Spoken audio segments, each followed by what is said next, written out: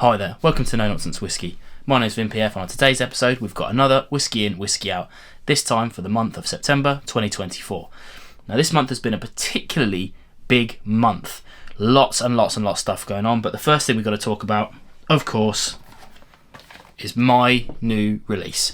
Unfortunately, it's all sold out now, fortunately for everyone who got one, of course, but dare I say, this one's been going down a real storm.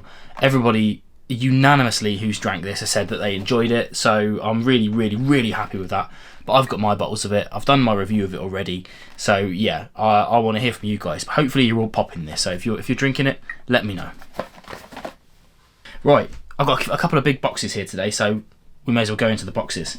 So first one, this here is this is an interesting one. Actually, it's the first of two Cotswolds.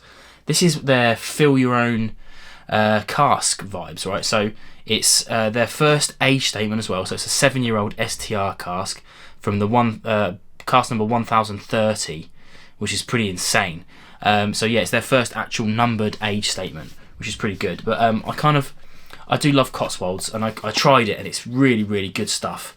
But I got kind of drawn in and bought it. 125 quid though, so I have to say I'd be pretty loath to open that. But yeah, I don't think I'm going to open it and review it anytime soon, if I'm honest. Now, the next one then, I've got the new Cotswolds Amber Meadows. Now, if you're watching this video on time of release, this will actually be this week's review. So yeah, you'll have to look forward to that. But this is their annual Harvest Series release. The Amber Meadow looks pretty good as a tin. I don't tend to keep my tins. I haven't kept the previous ones for these, but I do like the look of them. I have to say, I do like the look of them. So we'll chuck that one there. Next to its little brother. I'm going to get this one out of the way because it's huge. This is a cool little box that I got sent recently from, obviously, Ramper. You'd have seen this video, again, if you watched the Sunday release, this would have been yesterday's video. I didn't do the whole box. I think I brought the box up on screen, but it's, yeah, a lovely little box, but you can see inside here, look. It's got the bottle and two really big tumblers, so now that I've done this video and the review video, I'll enjoy getting rid of that box, because I don't like to keep stuff like that knocking around for too long. I'll slot that in nice there. And, you know, I like a tumbler as well, so that's always good to have. Right, we've got the Waterford Biodynamic Cuvée Luna. This was the next step on in the Luna. There's Luna 1.1 or something like that. I get a bit confused by the way that they're calling their whiskies, but you know, the good thing about it is that you've got your code, haven't you? You know, on the back of the bottle you've got a little code that you can put into, and you can get all of the provenance, the terroir, and all that lot. You can get all of that information. So that's good, at least. It helps me out as the reviewer because I don't have to go scrabbing and searching for details. But yeah, review out for that already. As always, you know, links in the description below if you want to go and check out any of these reviews. And if you're watching later on after release, then hopefully a few more of those have gone from coming soon to actually recorded. Now, this little trio, don't know if I've got these in the right order, but this is the Kanosuke Triple Threat. We've got here the pot still.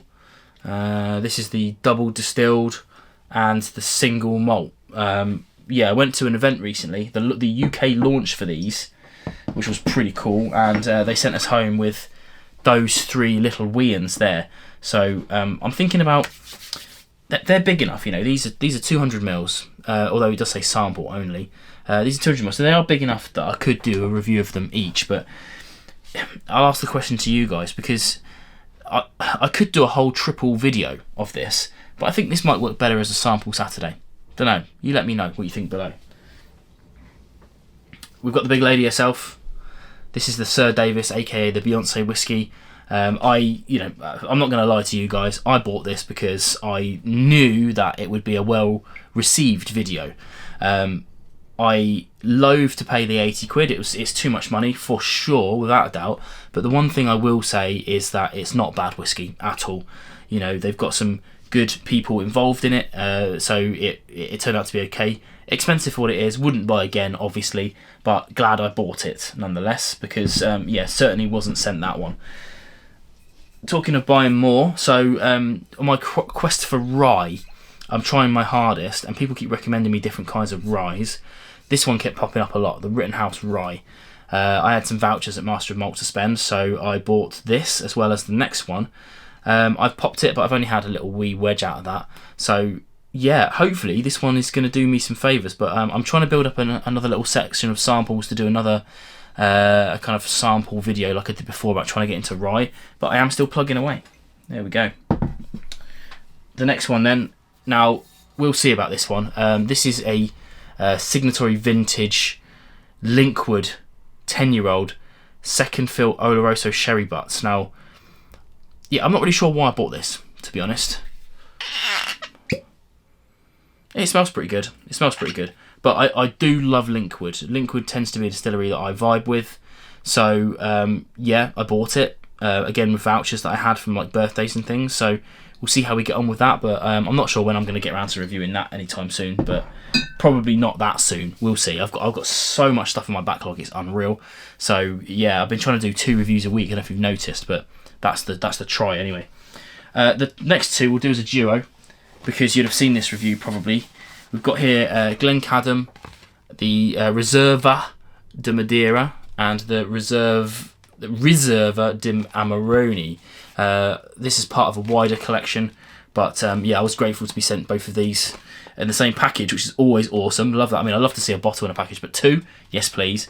I did these as a double threat review last week, so yeah, hopefully you've gone and checked that video out, because some really nice bottles, actually, really nice, and not that expensive. They're about just under 50 quid, which is pretty good.